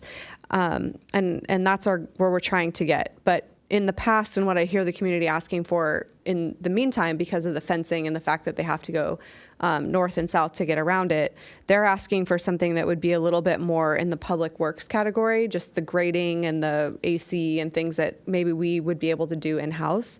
So would you just enlighten me a little bit about the difference between like our approach to apply for a grant that might get some bigger dreams come true versus what we could do within a year with the public works approach? So as I mentioned, Vulcan is very complicated. So even when we submitted our last grant application, we're basically calling it an interim pedestrian path. So it wasn't meant to be a sidewalk. It was meant to be something kind of small and achievable. But we have some constraints with it being in the NCTD right-of-way.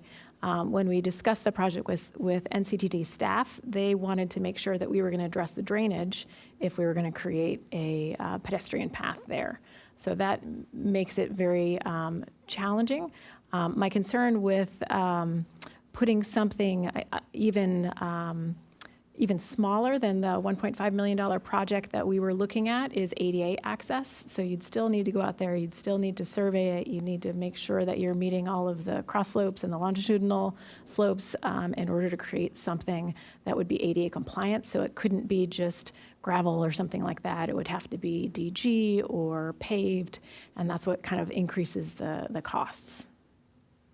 And City Engineer Bankston, correct me, I think when we did a little bit of research the last day and a half, I don't think the Public Works staff actually did that project. It appears as though a contractor was hired. Do you mean the AC path south of Leucadia Boulevard, or do you mean The wheel parking? stops, the parking and the wheel stops along Vulcan. I think there was a thought that the Public Works staff went out there and put out wheel stops, et cetera. Maybe they could just move them. But I seem to recall seeing a staff report, and it was like 1-point-something million. And so I don't think our staff actually did that project. So we added the parking at the north end that's out there now, but I believe that Public Works did a little bit of grading and maybe a little bit of DG on the south end. No, actually, the city manager is correct. That was 2 contracts. And it's roughly $2 million was spent to do that. And I think that I was surprised to hear you just say that NCTD was involved in extorting its drainage as part of our project. And, it's nice of them. I understand their goals. I think we need to just move the wheel stops and make it parallel parking and just make it simple. And it's an organic path. It's been smooth. People are using it without ADA. They're getting out of their cars and they're using it for car repair. They got their cars up on jacks. It's become kind of a joke, a bad joke. And I think that what we really need to do is bring an agenda item that talks about a very simple solution for Vulcan. And the work has been done. We've spent the $2 million. People are using it the way they want to right now, organically. So it's just one of those frustrating parts about governing that, let's not make this more difficult than it needs to be. People are walking around cars and, trying to figure out the quickest way to get down that path because it's walkable. We could make it bikeable too without officially sanctioning it as a bike path. It's just a parking area, and we're going to turn the perpendicular parking into parallel. It just is something that we're going to need to talk a little bit more about, and so I look forward to having an agenda item that really explores this because we need to make this easier, not harder. So to get to the point where we could have an agenda item to talk about it, should we recommend some funding from this $500,000 to be able to do that with, as Jill indicated, a site survey being helpful and gathering more information that probably costs money? So at the risk of having the mayor be upset with me, I will say that it's another area that we've tried to look 9 ways till Sunday. But if we pick up those wheel stops, it's a project. And it's the same type of project that we did originally, and it was pretty simple. Yeah. We hired a contractor. And so whatever project we did last time, we want to do it again, Just except we're move the- just deciding yeah. that we don't want perpendicular parking, we want parallel parking. Okay. And, I don't know, Tarquin maybe will need to weigh in, and Roy from CDP land, and, I get that this is complicated, but we should try and make it as uncomplicated as possible. I think if you ask the city attorney and the director of development services and the risk manager, it will make it more complicated. So I would highly suggest not involving any of those folks. Yeah. Yes, you got a good point there, right? Well, point taken. So anyhow, but we don't want to get ourselves in trouble either. So, but I just am shocked that we're talking about that part of that project was going to include stormwater stuff, and it's like, holy cow, how did that get inserted in here? And again, I could just be wrong, but I think we're gonna have an agenda item where we look at all these things. And to your point, Kelly, I think you're right. We should have some money. I think I'm not interested in repairing the bridge over I-5 at this time. It's been deferred, and my understanding is we could defer it again. Is that? Yes. And so to me, we take the $240,000 for Rodney. Well, we put the $240,000 into our annual paving budget and look at the situation on Rodney and in Encinitas too.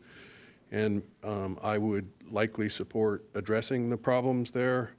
We need to get some bids to see how much that would cost. Is that going to be enough? But then the $331,000 would be dedicated to looking at what we could do on Vulcan and the removal of the encroachments on the Costa Avenue, so that we're ready to either apply for grant funding for that or work with Toll Brothers when they're doing their construction. And so having those plans for what would it take to remove the encroachments and put in a DG path. And you're going to need to look at that $331,000, and I think the conversation about Vulcan is going to tell us how much would be available for the La Costa Avenue design. I think one question would be whether we can do that design in-house. I've seen Abe do some great work and his team. So maybe that's a project that can be done internally to get to the design. So that's what I would recommend in terms of this page 16 slide. And Councilmember Hinsey, were you done? I interrupted you? She's good. Deputy Mayor Lyons. Thank you. I'll just wrap up by saying I'm in support of the projects that are on page 15, which are the city manager recommendations. And I want to thank my colleagues for all the good work to move that forward. Regarding the page 16, as far as other requests, I appreciate that staff has put forward the Encinitas Community Park Sports Court design. However, I'm a real advocate for dedicating money to be used at the right time. And we are still in the process of engaging to get a feasibility study done on the Encinitas Community Park and how involved it would be to move forward with these sports courts. And last year, we funded that feasibility study, not as last year's budget, but as this year's budget. So we are a little premature by identifying that we would need some money to move forward on this project until we know what the outcome of the feasibility study is. So I'm going to suggest that we remove the Encinitas Community Park sports court design from this request this year and wait to see what our feasibility study is, and then take action based on what the right way forward is in our next budget cycle.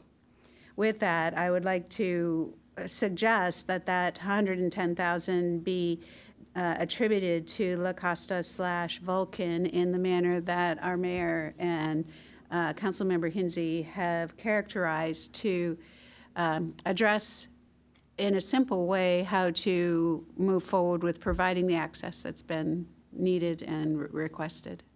Now, money, the only amount of money we will need will be the first step. And then from that, I realize we don't have money for both design, technical studies, and construction, but let's start with design and technical studies and then see what we have as far as what we need for construction when we're done with that. That's my recommendation.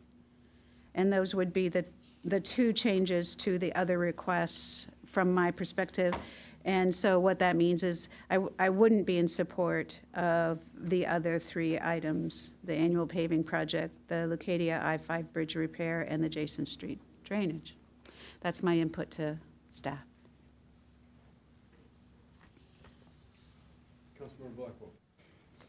Yes, I think I just want to clarify a couple things, but I wanted to say I do support the additional money for annual paving with that focus on Rodney to see what we can do there. I do support the funding for the Vulcan pedestrian path. That would be great. A simple project and have that as an agenda item. And I think that does take up most of that $551,000, but I understand as this is a budget and budgets can, Bruce pointed out, money can come in, money could go out a little faster, but I think I'd like to look at this list again at mid-year. One of the things I think would be helpful is to break apart the La Costa Ped Path into its components or stages. I think $1 million is going to cause us to blow right by it every time. So we should get started on something and see what we can do this year if there's funding available. And then lastly, like I mentioned, it would be good to have as part of a motion to put Vulcan and Vulcan Ped Path and La Costa Ped Path on the capital project list because they are both missing. And I think that would keep them front of mind. Thanks.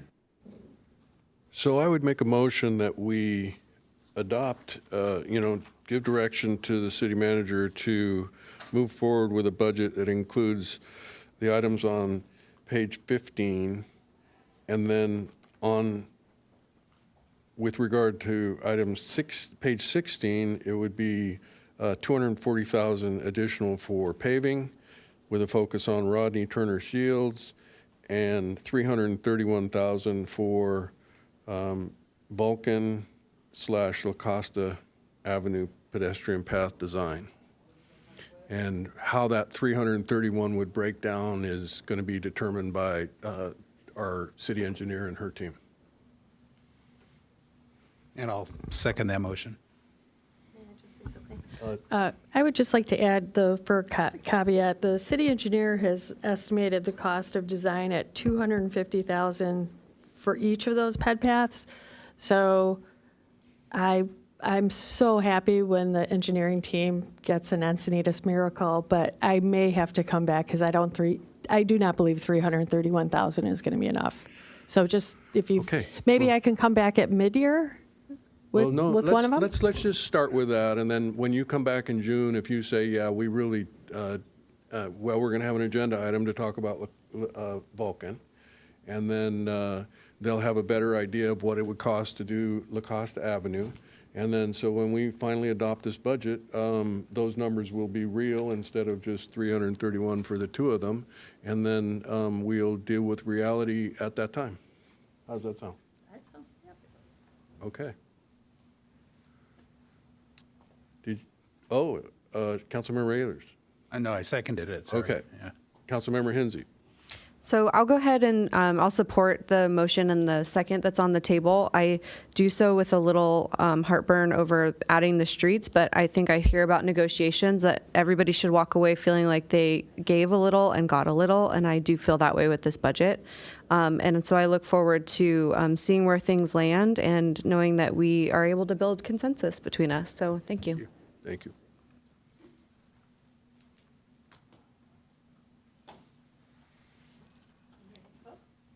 Yeah, ready to vote. Unless there's clarification necessary.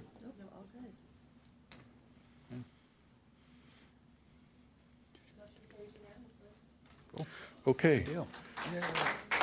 So with that, we are adjourned. We have a San Diego Water District Board meeting coming up, and we're going to take 10 minutes. Do you think we can afford 10 minutes? Thank you. We're adjourned. Thank you. Thank you. Oh, geez, yeah.